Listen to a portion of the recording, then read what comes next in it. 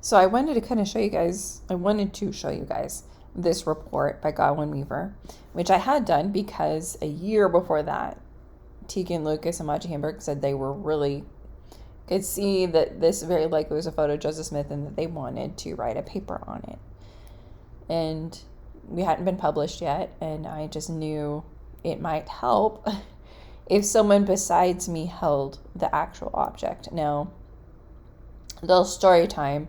Back in 2018, in January, I had only owned this picture for like 3 months, and I had a website that suddenly started getting thousands of views in January 2018. People were suddenly interested in this. And one guy was an artist, and he was asking permission to study it and like write about it and just like do all this stuff. And I said, hold on, I'm working on this. I don't know if you work with me, sure, and you tell me everything that you're doing and we work together. But he's like, oh, I'm just going to do it on my own, and I don't need your permission because it's really old.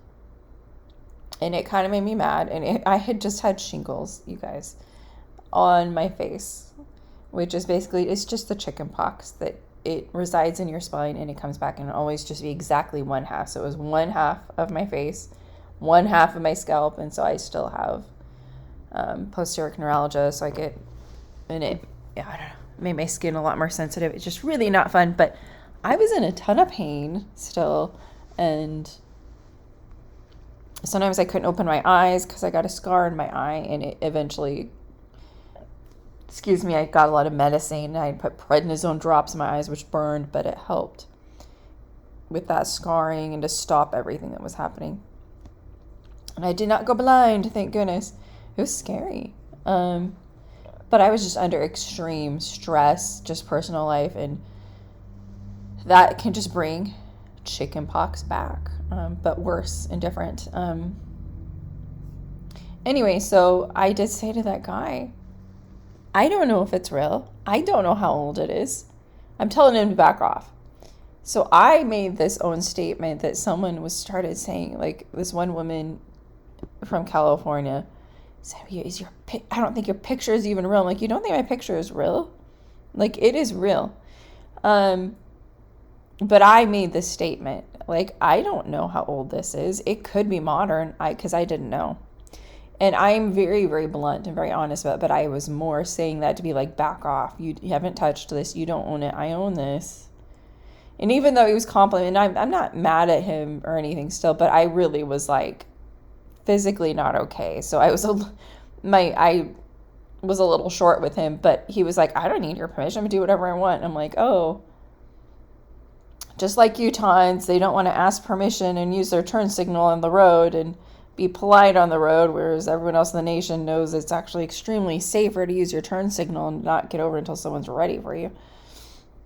I don't know. A lot of Utahns are where I am, and people are going back to school, and I went on a bad day to the store, and oh my goodness, I'm like all the Utahns that moved here on the road because they're not using their turn signal. And this person, there was no one around. No one around my car. I'm in the right, it's always, you're always like in the right lane. You're like, why did you do this? I'm not in the left lane being a jerk. But they will just cut out right in front of you, barely missing your front bumper. They like to do that. It's like, why? Why don't you you don't need to do that.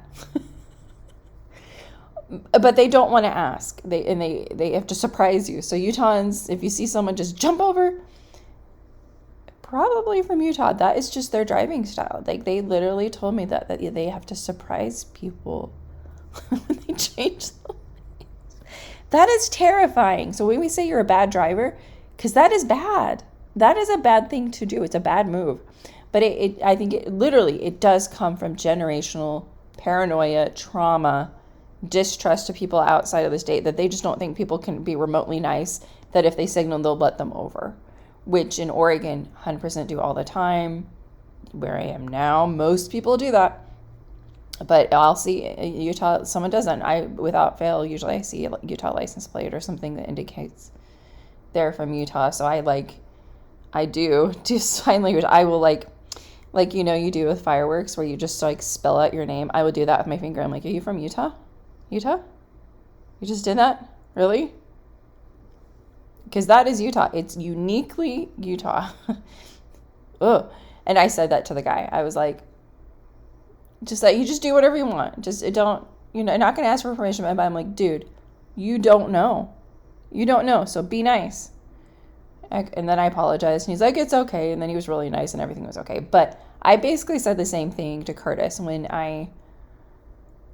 he was doing trying to start analyzing. I'm like, even though like I sort of gave him permission, but I was pressured into it. And then I said, you know what? I asked Andrew Yaha, I'm like, do you even have access to MSM? That's all I really want. I don't want him to analyze my photo. I don't really care what he thinks. No offense. Come to find they're like best friends. Obviously that offended him in February 2018. But I just said, I want to be really careful who's on my little team here. And if you go off and start doing stuff without my permission, I mean, apparently people are suing over this type of stuff. So please don't do a whole study without permission. And that was just a month later. So I kind of said the same thing. I was really like, I don't know if this is real. I haven't had it authenticated. I don't know much about it. Because I didn't. And it was also to discourage both of them. Like, don't go off and do a study just because you think it's been 70 years since the photographer died. It may not have been. I don't know. Just be nice, And so I said this was authentication, and it was authenticated. And so this is in our paper that Godwin Weaver. So I had Godwin Weaver email them that PDF and the photos so that they could see someone else held this and took these photos physically of this item. Therefore, now we can write this paper. And so Tegan was like, this is great. And so like, I don't know, 9 months later, she finally said, okay, we're almost done with the paper, and it wasn't until 2023 that we got published. And so it says 2022 on the top, but either way, they got the report from him. He's studied. So now I know it is 1860s, right? So now I know it is old. And he told me in person, like, there is no indication that this is some forgery. I just don't see it. Although sometimes it can be hard to tell. I just don't see indications that it's fake. You could, use your credit card today and we could use this. You'd have to leave it here though. And it got really complicated. And he's like, but all of my machinery on the floor that he used, he took paper fibers off of it. Okay. He actually took some of the actual photo off. Removed it, the little plucker. And it was scary. And it was a very anxious thing to do, but I was willing to have an MSI machine, but then I even said to them, like, I don't think I even want to drive to Utah and I'm not shipping this to you guys. So I was really like, forget it. I don't like driving in Utah. I get panic attacks. It just upsets me so much that they refuse to use it. Just communicate. They refuse to communicate. They want to scare you. They don't understand how terrifying that is in places where people actually are polite and communicate and use a turn signal. I was just really, that bothered me on Friday. And I just start getting, it's when I come off, I'm not autistic, but I start to feel like because I'm like, with my hands. I use a lot of, but it's because I'm also a dancer. So I speak with my hands and I don't really know much sign language, but I'm just like, I can spell Utah and be like, really? You're really going to do that? And there's a bunch of kids in the car. I'm like, that is so dangerous. Just use your turn signal and get over with an entire car space between you and that car. There's no one else around. Like, no one ever cuts someone off that close unless you're in back-to-back traffic and you're going 15 miles an hour. They're going 80. Okay? You don't need to be that close to my car. I'm not surrounded by anybody. Like, you have no excuse to be at a car or 2 car spaces away from me. It was just way too close to my car. I'm like, but that's what they do. But it's paranoia is why they don't want to. Literally, that person explained it to me. They're like, they won't let you over if you use your train. If they know you need to get your car over, they won't let you. So you have to surprise. Like, I was like, are you serious? And I'm like, everyone does this here. They all think the same thing. They're all related. They all have this idea that they just must not get permission to get their car into that car space. But that did happen. little story time. I guess it didn't take me forever, did it? Okay. So, therefore, we know J.S. Bibbins of Newark, Illinois is on the back of it because Godwin Weaver saw that. Therefore, Teagan Lucas can say, well, we know this, you know. And it's just extremely strict to say, without any doubt, 100% of photos, Joseph Smith. And they never promised me that they could say that, but they just made sure that I knew, like, I don't know, December of 2020, after I had this done, that it's, you know, with everything we knew at that time, it might be too hard. But then I found out a whole lot more. But J.S. Bibbins is Joseph Slocum Bibbins. He is, you can go through the sources, but I found records detailing him. But he died in Plano. He did live in Newark, Illinois, which is 10 miles south. But he lived in the exact same city that Joseph Smith III. You can just look up Plano, Illinois. So I found that out several months after I had owned it, and like a year after I started taking it seriously. Okay, he lived in Plano from 1866 to 1881, and you can go to Community of Christ, right? That this is their prophet. He's not my prophet, but I don't want to open a PDF. I'm sorry. But here you can see 1866 to 1881. So Joseph Smith III from 1860 to 1914. But he starts mentioning Georgetown, Newark. And so he started going to Kendall County. So Plano, Illinois, and Newark, Illinois are a part of Kendall County. You can look up.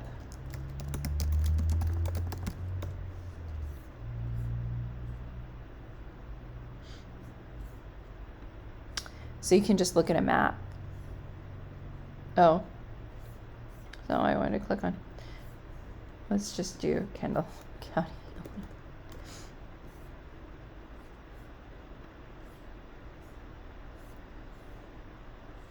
There's Newark, there's Plano. And then there was a Mission Township that Joseph Smith III was going to, that Bertha Madison.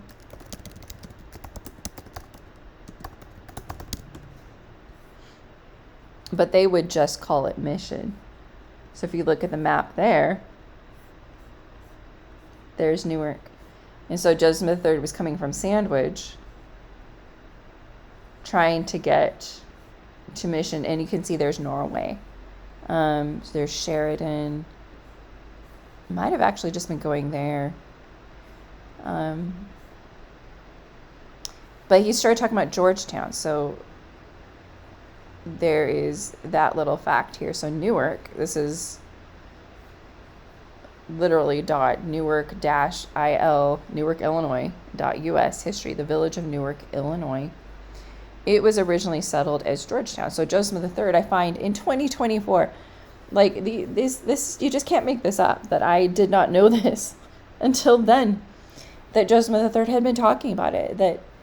And then the guy that owned it before me just knew none of the stuff that I'm telling you right now. He had no idea. He just knew that he saw a similarity between his face and the sons of Joseph Smith, and he knows Joseph Smith lived in Illinois. But he doesn't talk about Nauvoo. He doesn't talk about Newark. And so here you can see there's Plano, there's Newark, and then Sheridan, Mission, so Mission Township. So in 1860, he first mentions Kendall County. And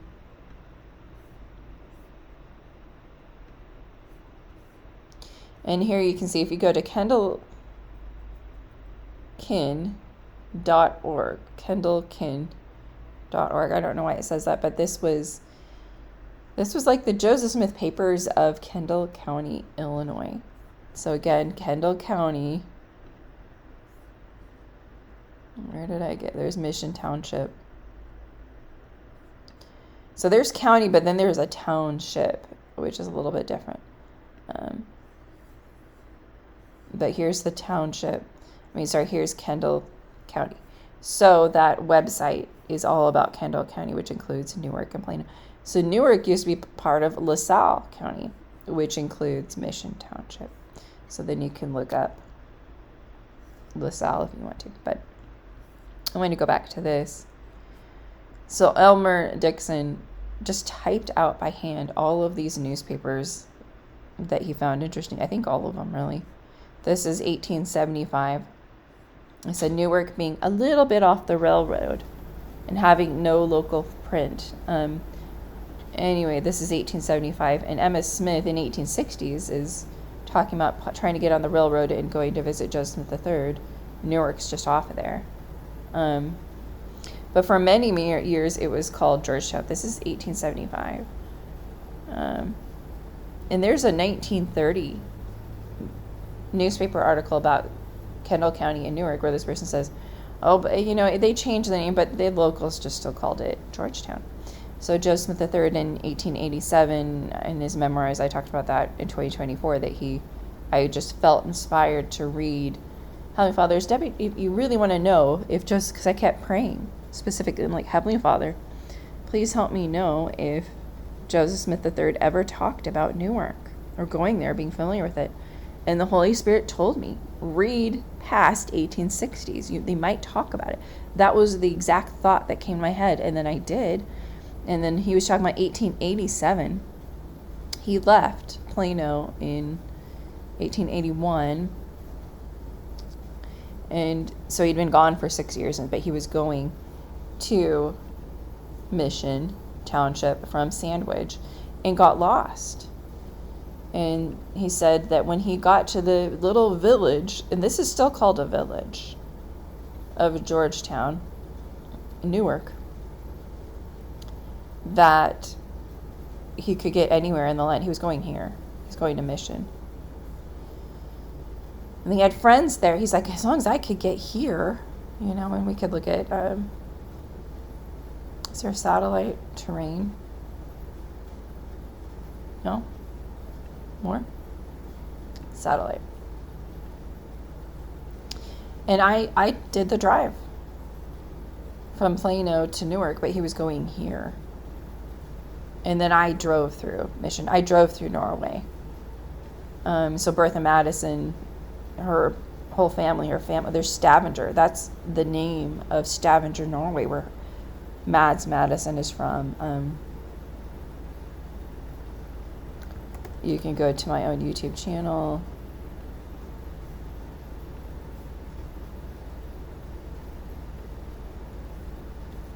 And then you can see that I went there recently, and it was really fun, and it was just therapeutic. I really needed to get away from, there's just so many unkind people everywhere. The gossip makes people think, oh, it's okay to be unkind to Debbie. So it was great to be around sister missionaries that didn't hear as far as I knew, didn't hear all this unkind lies. People, and it's very weird. And Curtis is saying, I'm paranoid. I think because he knows I'm getting onto something, but the person that told a bunch of lies that has a lot of mental problems, at one point or somehow is related to, as I researched them, Weber. And they had a bunch of ex-husbands, and maybe they just married a Weber. I don't know, but that person and that date of birth, their name, that person that said a bunch of horrible stuff about me is a Weber.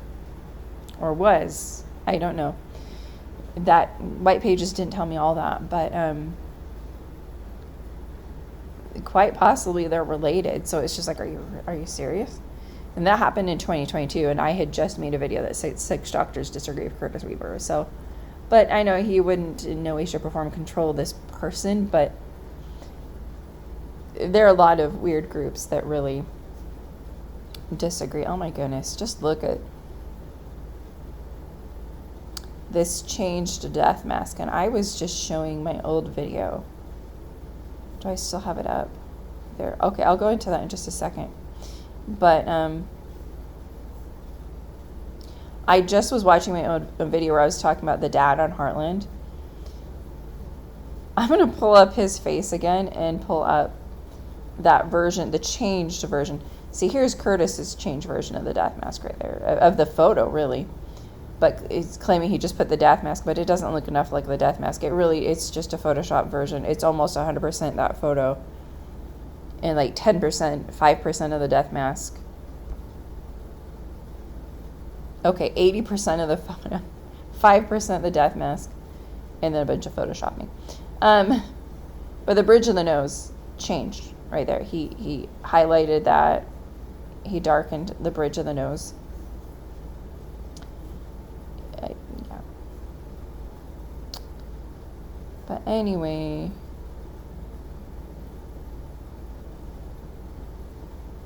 going back.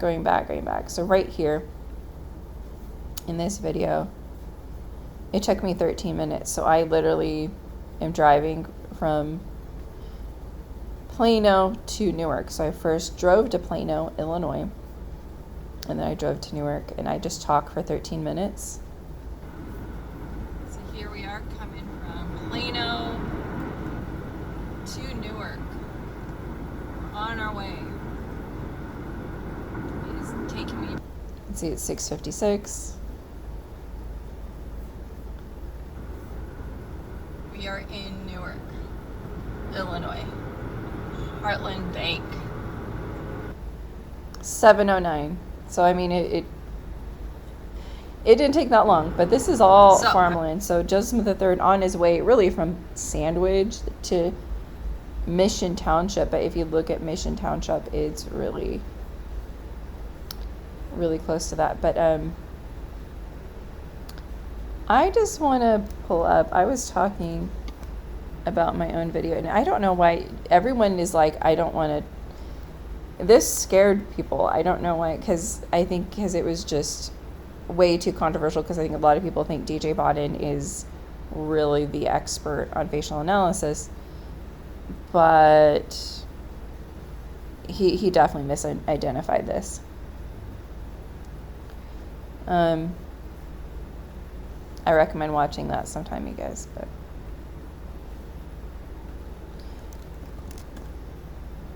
But I did a lot of videos in 2022 talking about how to tell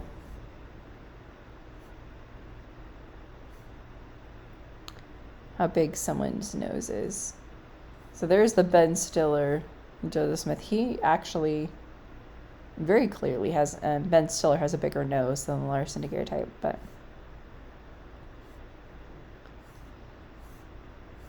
I made a video on how to tell how big someone's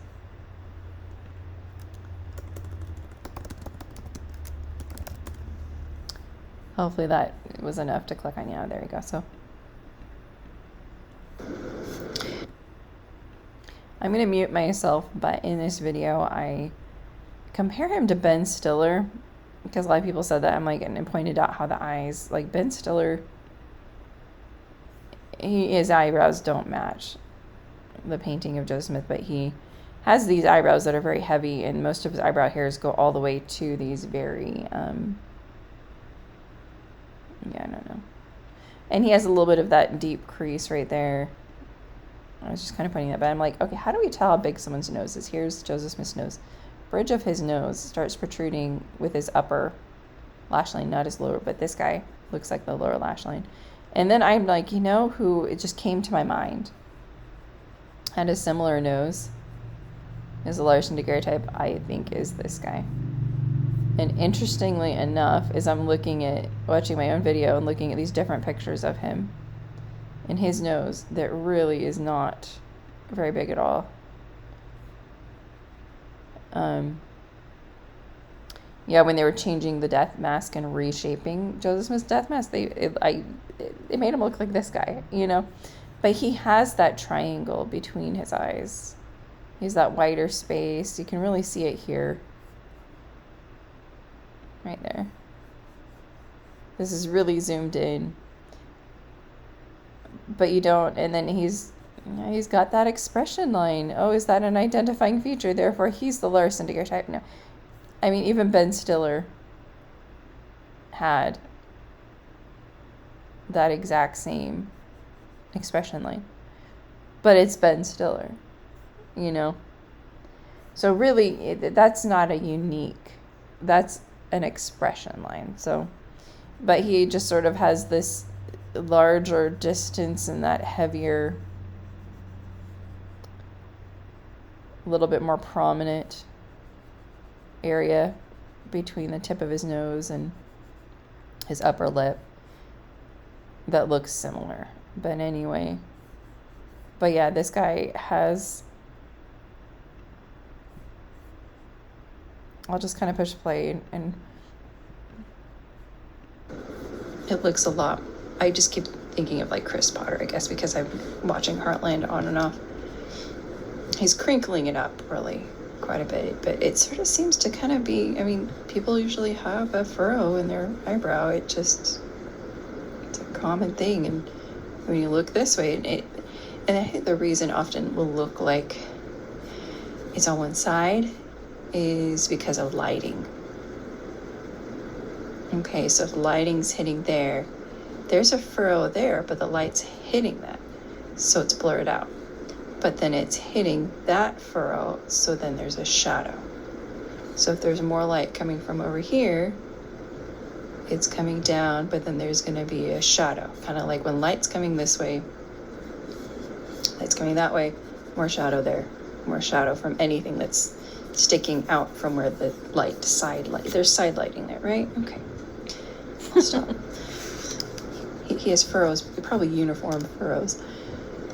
So if he had just like super bad lighting, we would probably see every wrinkle on his face, and you'd see it's a normal person, someone squinting in the sun, and they furrow and they have 2 furrows, right? Okay. That is explained. His nose isn't very big though. He just really does not have a very big nose. It's just kind of blurry. We can go look at other pictures, but just watch the show. He doesn't have a very big nose. But you can see how it's sort of flatter like that. We can look at other photos of him. You can see he's sort of furrowing the brow. We'll see if there's any better. Most of his are actually on set. I guess he didn't really care to do a ton of modeling. But we'll try to find one where he's just better lighting, looking straight forward.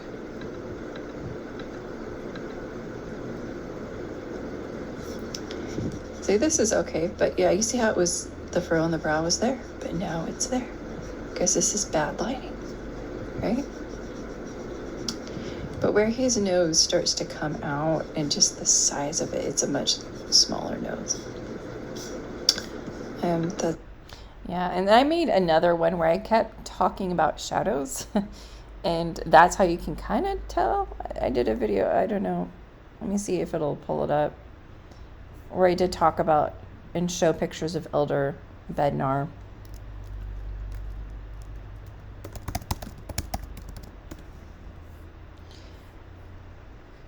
I don't think his nose is as big as Joseph Smith's, but I think the bridge of his nose is, it's very easy to see, very prominent. It's just much higher up on the bridge of his nose lines up with his upper lash line.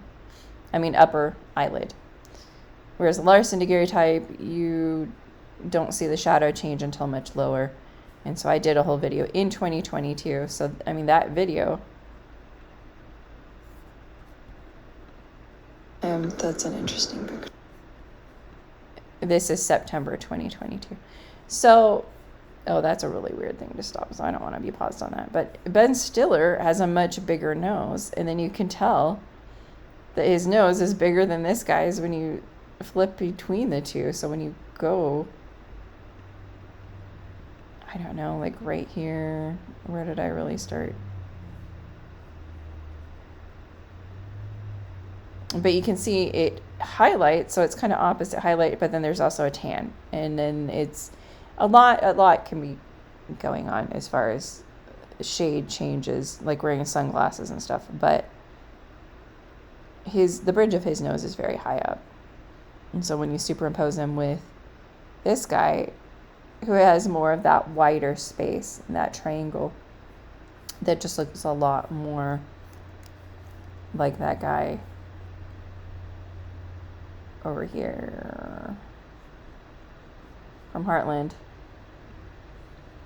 who just also has that wider space. It's much flatter, and he just has a much, much smaller nose. And so there's just so many pictures of Elder Bednar. Okay, so you can see there's a little highlight right there, and there's the shadows change, but the bridge of the nose is just the shape. Something of any shape, as it curves or protrudes, it's either going to get darker or lighter. It depends on what the lighting is. But you can see the bridge of his nose is much higher. And so I'm just trying to tell just the layperson how to tell that someone has a bigger nose. So you can really see it here with bad lighting. Again, it lines up with his upper eyelid. But he also has those attached earlobes. And there he is really young. Like your nose definitely from childhood to older definitely changes a lot. And then just gets a little bit longer the older you get. And then a lot of times because of sunglasses, you might see a little bit of a change because, well, skin's lighter, skin's darker right there. So, interestingly, as I was just looking at that picture of Chris Parter, let's just go ahead and look at his version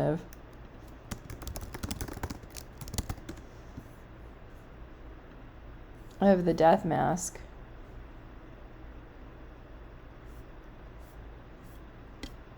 At the end, that he's just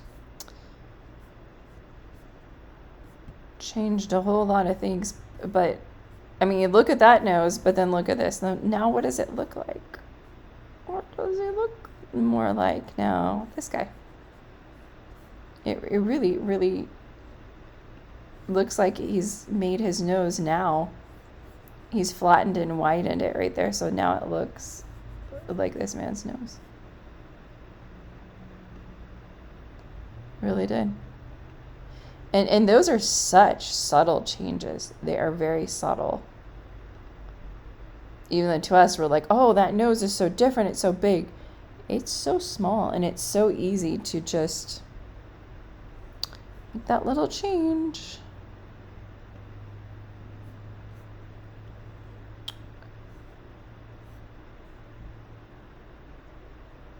But yeah, so this is the guy from...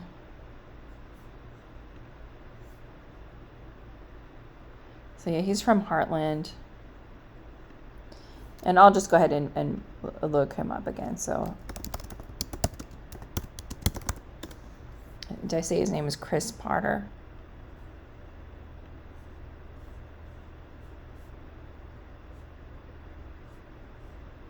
So he plays the dad of Amy Fleming, Tim Fleming. That's a really good picture of him right there. You can see that. But he has that really wide space in between his eyes. But his nose is not big. It just isn't big. And there isn't a big dramatic shadow change shift. I think that's one thing to kind of point out. Like it's sort of smooth looking because his nose does protrude. All noses do, but my goodness, how much this now looks more like him. Except his nose is wider than what they changed this to me.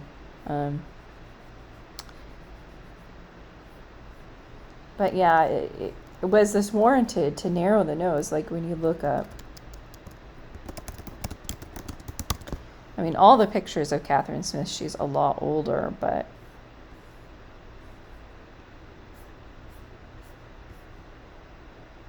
she has that widening of the nose. And just Lucy Smith Milliken, you can just look her up, definitely she just doesn't have like a pin thin, like her nose widens down there. And this is her nose is much more similar to, I just recently looked and found the catalog. Where's the church catalog?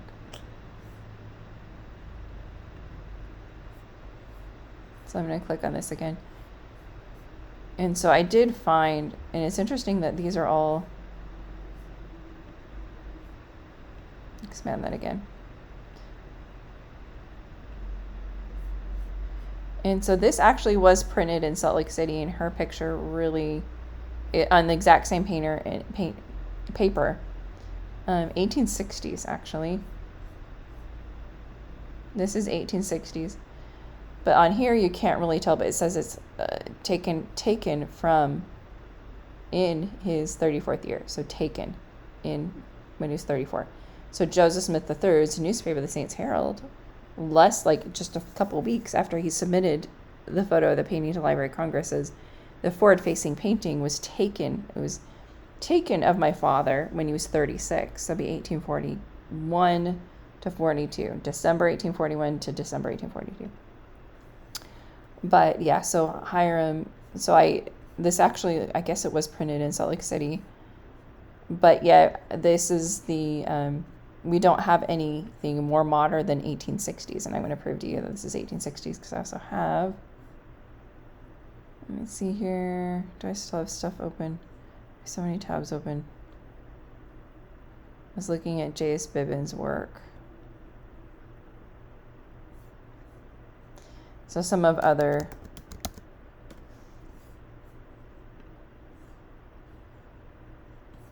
and you can see this is almost the exact same cardstock.